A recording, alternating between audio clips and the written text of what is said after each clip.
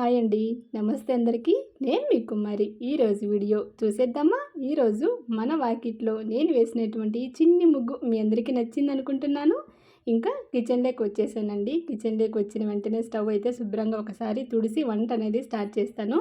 ఈరోజు నేను ఏమేమి చేశాను అనేది ఈ వ్లాగ్లో షేర్ చేసుకుంటాను. ఇక్కడైతే స్టవ్ అయితే శుభ్రంగా క్లీన్ చేసి పెట్టుకున్నాను. ఇంకా ఒక గ్లాసు హాట్ వాటర్ అయితే పెట్టేసుకున్నాను. అలాగే ఒక సైడ్ వచ్చేసి పాలు కూడా పెట్టేసుకుంటున్నానండి. హాట్ వాటర్ అయితే తాగేసాను. కొంచెం టీ తాగిన తర్వాత నా పనులు అనేది స్టార్ట్ చేస్తున్నాను. ఇక్కడైతే నేను నైట్ ఉద్దిపప్పు నానబెట్టుకున్నానండి. ఉద్దిన వడ చేసుకోవాలి అనుకుంటే గుండుగా ఉంటుంది కదా, ఆ ఉద్దిపప్పు తీసుకోండి. బ్యాళ్ళుగా ఉంటాయి కదా, అవి తీసుకుంటే వడలు సరిగా రావు. ఇక్కడైతే నైట్ నేను నానబెట్టేసుకున్నాను. మార్నింగ్ చూస్తే ఇదిగోనండి ఇలా మనకు నాని ఉంటాయి.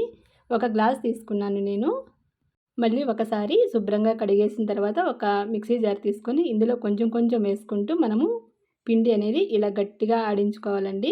మొత్తం ఆడించుకున్న తర్వాత చేత్తో ఒక 2 నిమిషాలు ఇలా కలిపేసుకున్నామంటే చాలా చక్కగా వస్తాయి. ఇందులో ఉల్లిపాయలు, కొత్తిమీర, పచ్చిమిర్చి వేసుకుంటున్నాను. కొంచెం జీలకర్ర కూడా వేసుకుంటున్నాను. కొద్దిగా ఉప్పు వేసుకుంటున్నానండి. మొత్తం ఒకసారి బాగా కలిపేసుకుంటే మనకు పిండి అయితే రెడీగా ఉంటుంది. ఇక స్టవ్ పైన బాండ్లీ పెట్టేసుకున్నాను.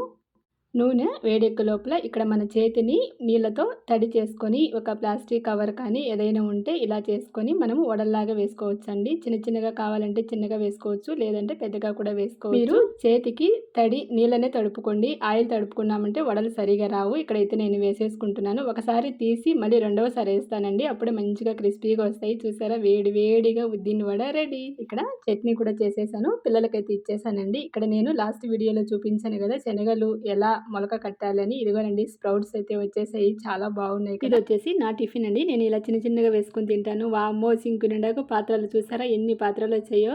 ఇప్పుడే శుభ్రంగా అన్ని కడిగి పక్కన పెట్టేసుకున్నాను. నేను నైట్ టమాటో చట్నీ రుబ్బుతూ ఉంటే మిక్సీ మొత్తం ఇలా అయిపోయిందండి. ఏది జరిగినా మన మంచి కోసం అంటారు కదా, ఇది నిజం అనమాట. నేనైతే చాలా నమ్ముతాను.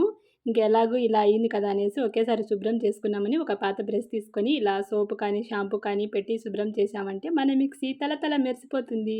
అలాగే చాలామంది మిక్సీ జార్లు ఎంత శుభ్రంగా కడిగినా కూడా అలాగే వాడుతూ ఉంటారు. ఇలా చేయండి. కొద్దిగా వాటర్ వేసి ఒక రౌండ్ అలా తిప్పేసామంటే లోపల ఉన్నటువంటి మనకు కంటికి కనిపించినటువంటి అక్కడ చూస్తున్నారు కదా అవంతా మొత్తం బయటకైతే వచ్చేస్తాయి. ఇంకా ఎలాగో మిక్సీ శుభ్రం చేసాం కదా, లైటర్ కూడా చాలా రోజులైంది శుభ్రం చేసి లైటర్ కూడా తీసేసుకున్నాను. మన ఇంట్లో ఉన్నటువంటి స్టీల్తో అలా రుద్దేసామంటే లైటర్ కూడా తల మెరిసిపోయింది. మీరు వాటర్ వేసి కడగకండి. ఇక్కడ చూసారు కదా ఎలుగుతూ ఉంది. అలాగే ఇంకా ఈరోజు అయితే మునగాకైతే తీసుకున్నానండి. ఫ్రెష్గా ఉంది. ఇదైతే క్లీన్ చేసుకోవాలి. ఈ వీడియో మీ అందరికీ నచ్చింది అనుకుంటున్నాను. నచ్చినట్టయితే లైక్ చేయండి. Thank you.